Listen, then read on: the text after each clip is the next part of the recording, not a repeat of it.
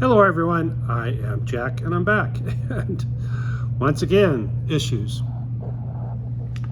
So I put this shelf up above the 5-axis mill. I was told it needed 10 feet, so I measured up 10 feet and put it there. Well, guess what? Got an issue. Now, when I look at it, I went ahead and I put this here, made a pen mark and measured it, and that's 1 3/4 inches. So something has to give. So options are, I can come in and move this cross brace down because there are multiple holes drilled. If you look, I measured and it is from center of hole to center of hole, not quite 1 3/4 inches. Close to it, but not quite.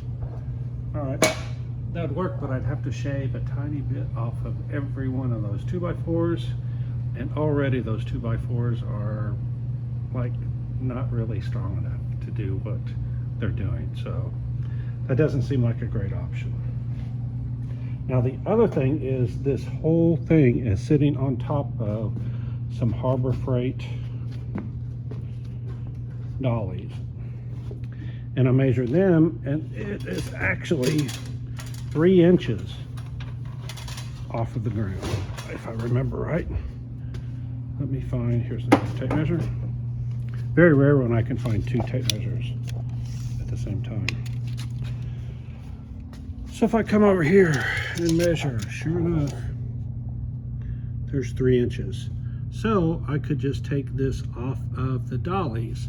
Now what that means is, once I get it off those dollies, this thing ain't moving because it's stressing those dollies as it is. So I'm thinking if I do that, I'll need to move it away from the wall at least a little bit.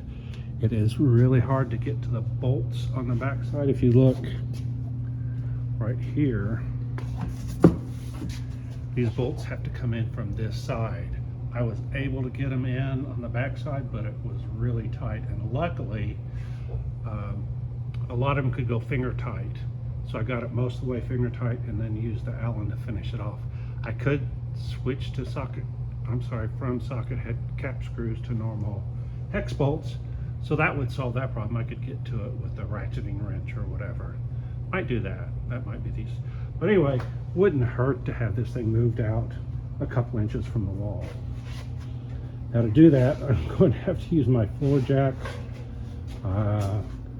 Like I said, this thing's heavy. I don't know how heavy, but anyway, another thing I've got to figure out that I wasn't expecting.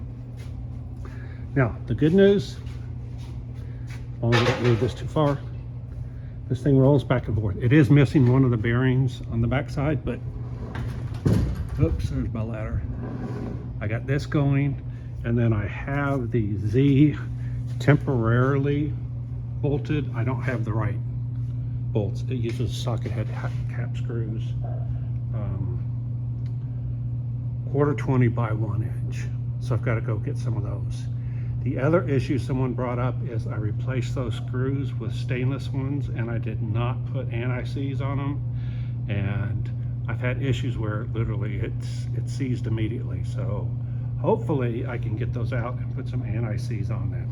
And again, that's another reason to move it out another couple inches, or even a foot, because you can see that it's pretty tight here. I mean, I can get in there, but just barely.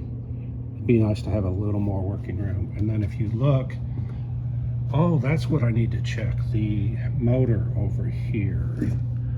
See, the teeth are on the bottom side. I bet I've got to have room for a motor, so it looks like I have no choice. I've got to move this out far enough for that Y-axis motor to go on. So that's what I'll do next time. I will mount the Y-axis motor over there, see how much more room I need, and then I have no choice. This thing has to come out away from the wall, at least enough for that motor to go there. All right, that's what I've got. Like, subscribe, hit the alert, hit the thanks if you want to donate, and where are those Epstein files? If you don't like what I'm doing, you don't know Jack. Bye.